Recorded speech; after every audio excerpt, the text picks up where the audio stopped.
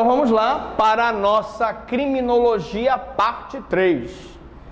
Então tá aqui os contatos do Facebook. Vocês aqui sabem quais são as aulas que estão sendo postadas. E no Twitter para você mandar a sua pergunta, mandar a sua dúvida, mandar a sua crítica. Professor, não gostei, tá ótimo, beleza?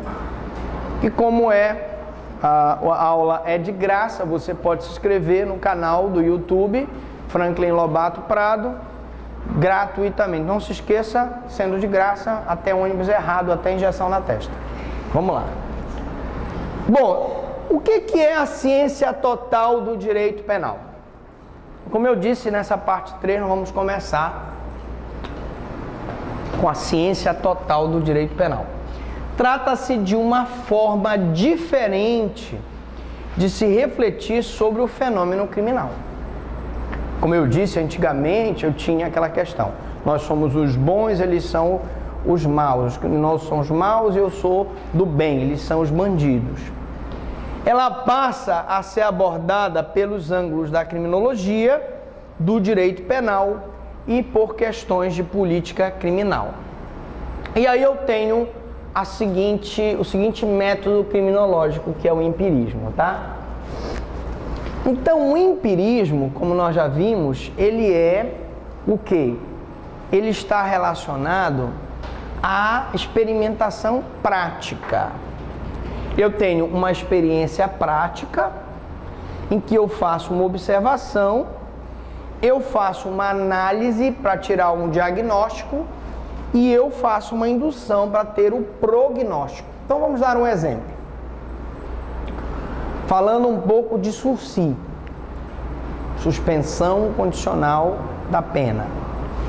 Uma pessoa que é condenada a uma pena privativa de liberdade inferior, igual ou inferior a 2 anos, feita aquela observação do caso dele, se chega à conclusão, a análise, o diagnóstico de que é melhor eu substituir essa pena por um sursi, se ele não for reincidente, se o crime não tiver sido, se ele tiver circunstâncias judiciais, do que ele ser submetido a uma privação de sua liberdade. Porque ele, privado de sua liberdade, ele vai se contaminar com os outros criminosos na cadeia e a possibilidade de ressocialização é menor. Então veja o que é o método criminológico. Eu pego, por exemplo, e observo que remissão, método empírico, eu observo a remissão. Eu sei que se eu estimular o cidadão a trabalhar na cadeia e com esse trabalho ter um desconto da sua pena, a análise que eu faço é de que isso é benéfico para ele e para o Estado. Razão pela qual eu induzo que ele, com o trabalho, ele terá mais probabilidade de se ressocializar. Então deu para entender como é que é feito esse método criminológico, que é o empirismo? Muito bem. Então, o método criminológico, o empirismo, não é o achismo. O método empírico é diferente do método experimental. O empirismo é uma doutrina ou atitude que admite, quanto à origem do conhecimento, que esta provenha unicamente da experiência. Então eu vou fazer uma experiência, seja negando a existência de princípios puramente racionais, seja negando que tais princípios possam, independentemente da experiência, levar ao conhecimento da verdade. Então, nessa experiência, eu posso negar o princípio, ou eu posso confirmar o princípio. Eu posso, por exemplo, através da experiência, chegar à conclusão que não vale a pena você regulamentar o adultério pelo direito penal, ou que vale a pena eu conceder a progressão de regime mesmo nos crimes hediondos, mesmo que ele tenha que cumprir mais de 2/3 da pena. E aí, pelo princípio da proporcionalidade, como o crime hediondo é mais grave, eu tenho que estipular uma condição maior, mais grave para ele do que a pessoa que praticou um crime comum, tá? Então, o objeto da moderna criminologia. Vamos dar uma olhada aqui nesse quadro aqui. Agora ficou mais light, porque é quadro, né? A pessoa ali, ela está coçando o olho, neocantismo, finalismo, funcionalismo, ela está coçando, meu Deus, o que eu vim fazer nesse curso de criminologia? Muito bem. O objeto da criminologia, portanto, criminologia, estudo do crime. Então, eu tenho ali o delito, que é a conduta típica e antijurídica e culpável que é praticada por uma pessoa, que é o delinquente, né? Delinquente aqui está naquele que transgride a norma. Esse delinquente, ele lesa ou expõe a perigo o bem jurídico da vítima, não é isso? E aí a vítima aqui, gente, é o próprio Estado, que é o sujeito passivo primário de todos os crimes, e a vítima, que é o sujeito passivo, no caso aqui, secundário, porque primeiro o Estado é que tutela todos os bens jurídicos, mas o sujeito passivo imediato é a vítima, o imediato é o Estado. E lógico, aqui eu tenho o controle social. Se eu tivesse feito o controle social adequado, dando ao delinquente, supostamente, um estado de bem-estar social, em que eu assegurasse a ele todos os direitos e garantias fundamentais do cidadão, habitação, segurança, saúde, educação e toda a estrutura de bem-estar social, esse delinquente não teria praticado um delito que violaria o bem-estar, o bem jurídico da vítima, e eu não teria que fazer o controle social dele. Aqui, esse controle social aqui já é repressivo, porque o controle social, e aí antes do delito eu poderia colocar ali a prevenção primária. A prevenção primária evitaria a prática desse delito e a violação do bem jurídico da vítima. Bom, e o delito? Vamos recapitular aqui uns conceitos importantíssimos, né, de direito penal. Primeiro, o conceito material de delito, que o delito aqui constitui violação de um bem penalmente protegido. E aqui, gente, violação tanto eu incluo perigo de lesão ao bem jurídico, quanto a lesão efetiva. Você poderia dar um exemplo, professor, de um perigo de lesão? Por exemplo, o perigo de contágio venéreo. O cidadão, ele é casado, mas ele resolve ter um relacionamento extraconjugal. É isso? Nesse relacionamento extraconjugal, ele conhece uma menina nova, 20 e poucos anos. E ele, então, vai ter um relacionamento com essa menina nova. E ao chegar ao motel, a menina tira a roupa. E ele tira a roupa. E na hora que ele se aproxima, ele sente um cheiro estranho. Aquele cheiro forte de piramutaba em decomposição. Gente, isso é triste.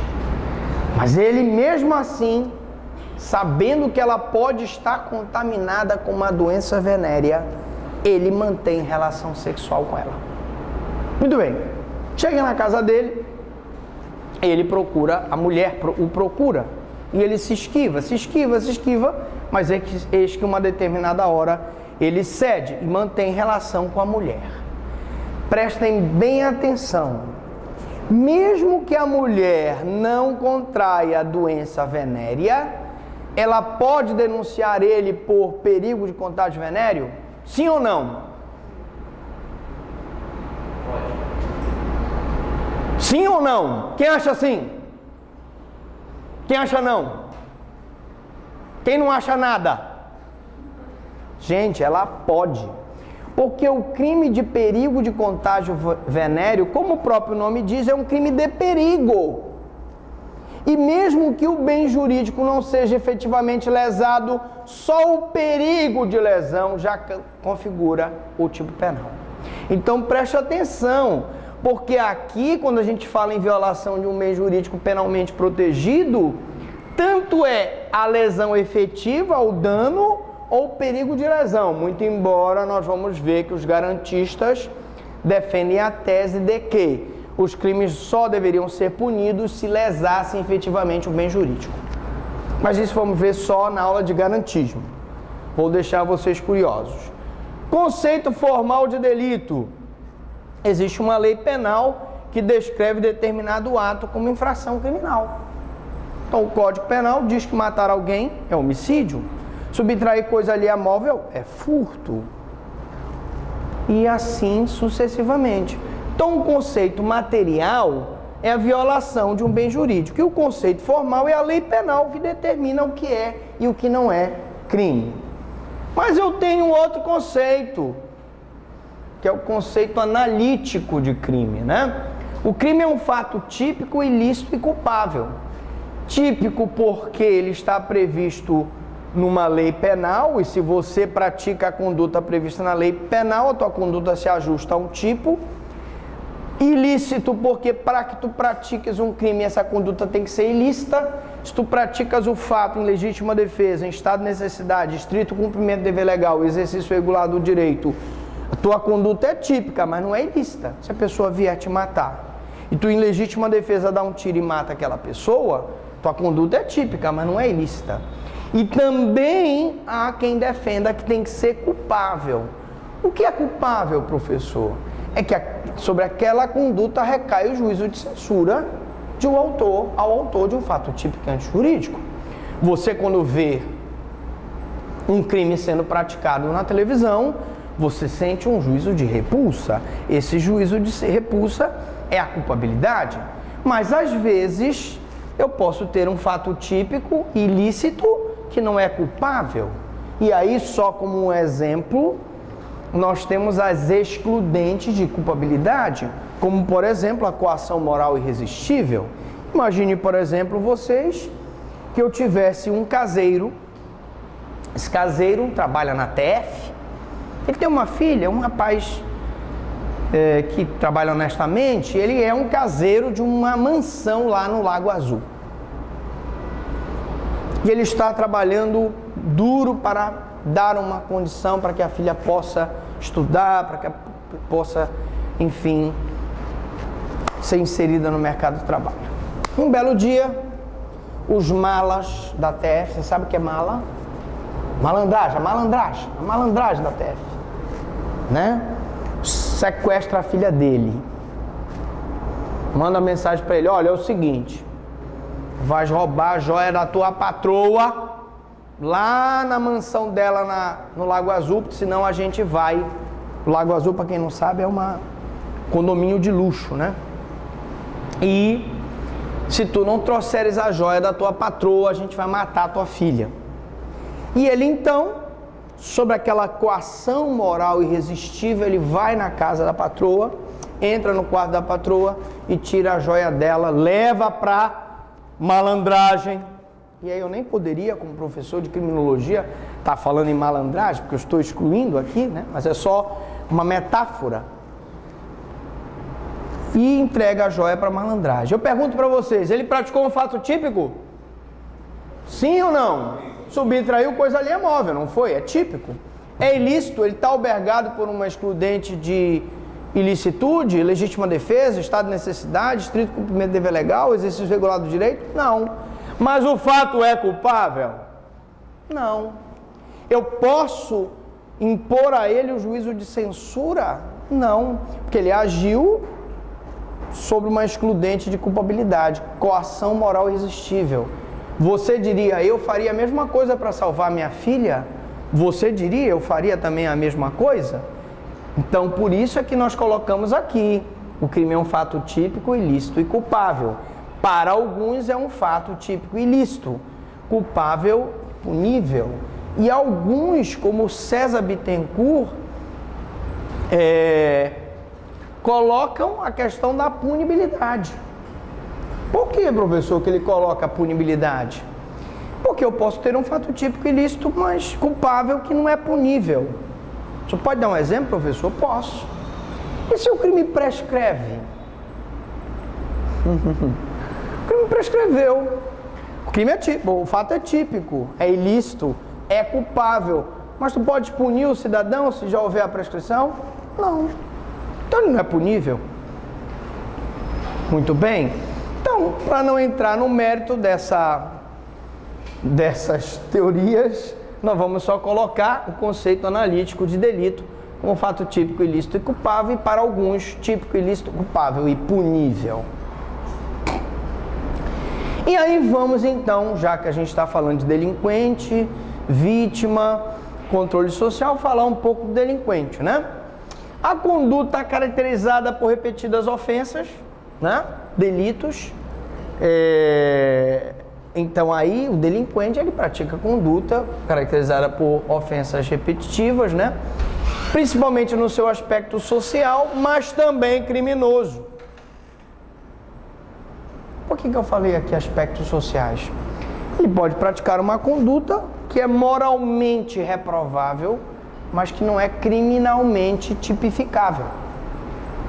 Tá? É essencialmente constituído por crime em pequena escala.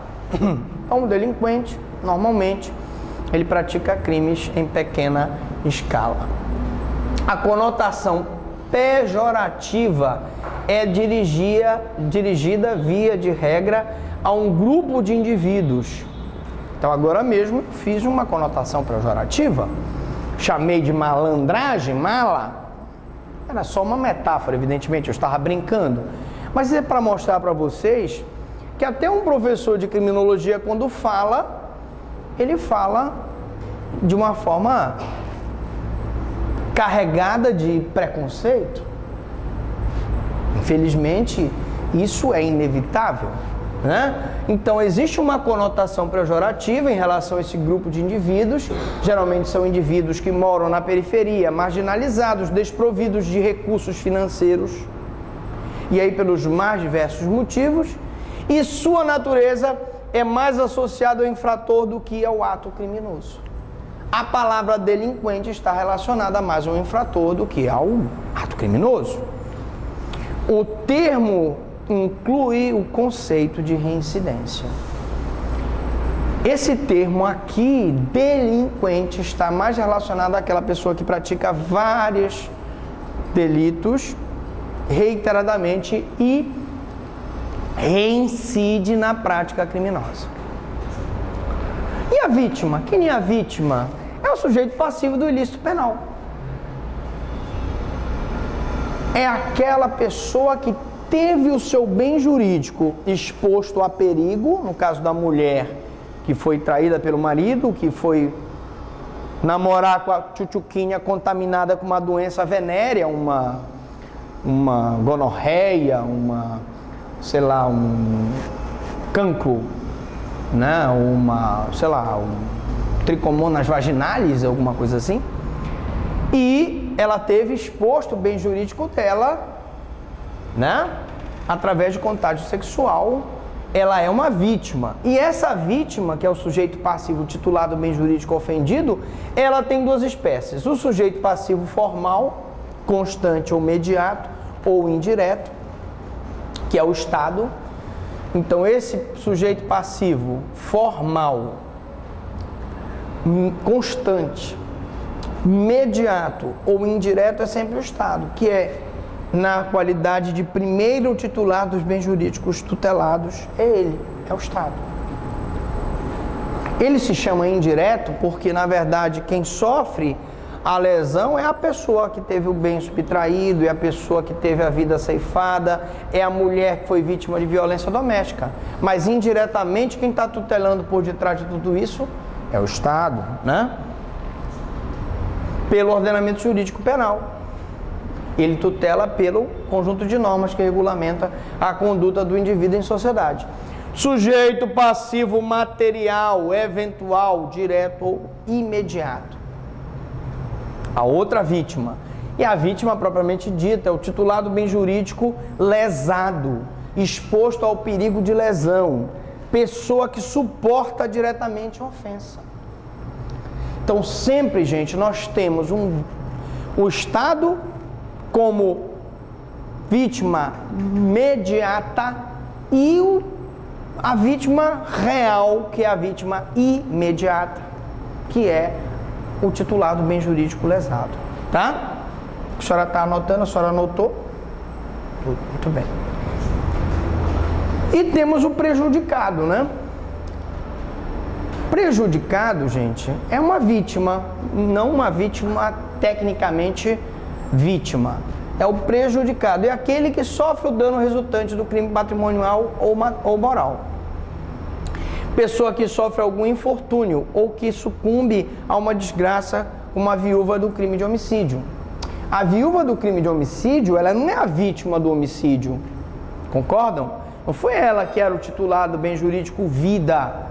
Mas ela é prejudicada? É. Ela sofre, ela sucumbe a uma desgraça, ela sofre algum infortúnio, porque ela teve um marido assassinado. Entendem isso? Beleza? Diga. Familiares do réu. Podem ser prejudicados. Podem ser considerados como prejudicados. Imagine, por exemplo, que o réu, ele sustenta os seus familiares, sustenta a mãe, sustenta os irmãos. Essas pessoas são prejudicadas com a morte deles? São.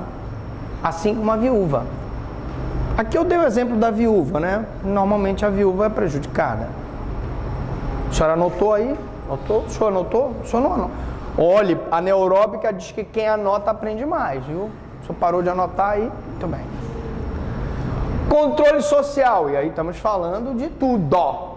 Controle social. É o controle que um grupo exerce sobre os seus membros. Então, aquele grupo que está no poder exerce o controle social sobre os demais, não é isso? Para que não violem as normas. É aquele grupo que está no poder que, através dos seus representantes no Congresso Nacional, Senado, Câmara dos Deputados, fazem as leis que nós, que não estamos no poder, obedecemos, não é isso?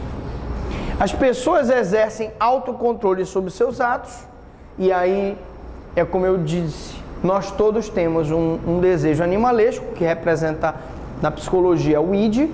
Tem algum psicólogo aqui? Não. Não tem. E que esse desejo, que é um desejo criminal, de praticar, criminoso, de praticar um delito ou uma conduta imoral, ele é reprimido quando ele passa pelo julgamento do ego e do superego. Então, esse autocontrole aqui é feito pelo ego e pelo superego sobre seus atos, aflorando a culpa quando se desviam do que é correto. Quando você, por um impulso, transgride, o id gera aquela demanda e você transgride aquela norma, mesmo que o teu superego e o ego não consigam fazer o controle num momento imediato, mas quando tu faz uma coisa errada, tu tem o que a gente chama de consciência, que é o teu superego e o teu ego te punindo pela tua conduta que tu praticaste errado. Muito bem? E aí, quanto ao modo de exercício de controle, como instrumento de orientação e como meio de fiscalização do comportamento social da pessoa. Então eu posso utilizar o controle social como meio de fiscalização do comportamento da pessoa. Como polícia e Ministério Público. Vai haver um jogo de futebol, manda não sei quantos policiais. A função da polícia ali é preventiva, é ostensiva. Mas, se houver alguma briga no campo, há a parte repressiva da polícia. O Ministério Público age recebendo aquela investigação e promovendo ação penal para punir através de um processo contraditório em que é assegurado a ampla defesa e todos os recursos a ela inerentes para que aquela pessoa sofra uma sanção penal. Então, aqui eu tenho um controle como meio de fiscalização. Com relação aos seus destinatários, pode ser difuso, fiscalizando toda a comunidade, e aí é um controle que é feito em toda uma cidade, em todo um estado, em todo um país, ou localizado, o controle intenso de grupos estigmatizados como os ciganos, gangues de periferia, grupos de punks, skinheads, hooligans, headbangers ou metalheads. Veja que eu estou falando em grupos estigmatizados. Às vezes, a polícia direciona a sua repressão, o Estado direciona o seu aparelho repressor em cima desses grupos que eles sabem que são acostumados a praticar pequenos delitos. Então eu tenho os punks, eu tenho os skinheads, eu tenho os hooligans, e são exemplos que nós estamos dando aqui para que vocês entendam o que é controle localizado. Com relação aos seus agentes fiscalizadores, eu tenho o controle realizado pelos agentes do Estado, que é o controle social formal, e aí inclui-se aí a polícia militar, que é o controle a caráter ostensivo, e a polícia civil, que é o caráter repressivo. Ou pela própria sociedade civil, controle social informal, exercido pela família, e aí a família exerce um controle sobre as condutas irregulares dos filhos. Opinião pública, se você pratica alguma coisa errada e isso é dado conhecimento para a opinião pública joga sobre ti a culpabilidade, o juízo de censura, né? E um ambiente de trabalho, um ambiente escolar. Se você pratica alguma conduta irregular no teu ambiente de trabalho, com certeza a primeira coisa que os teus próprios colegas fazem é te marginalizar. Porque ele joga sobre ti um juízo de censura, né? Eles se esquecem daquela música do Nelson Gonçalves que diz: primeiro é preciso julgar para depois condenar.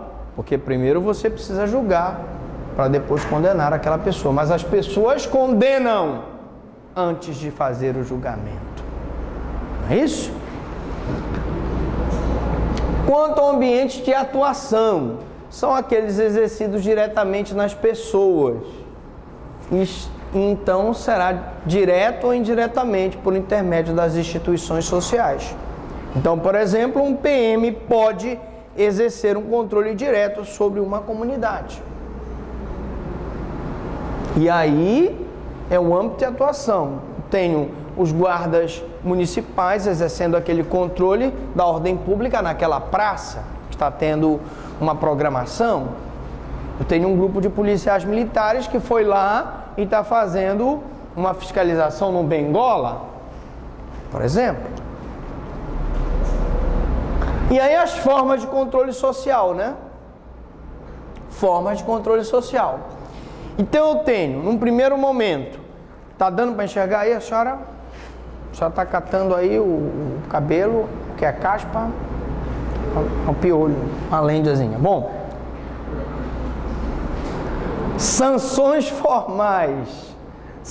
formais aplicadas pelo Estado e informais não possuem coercitibilidade, né?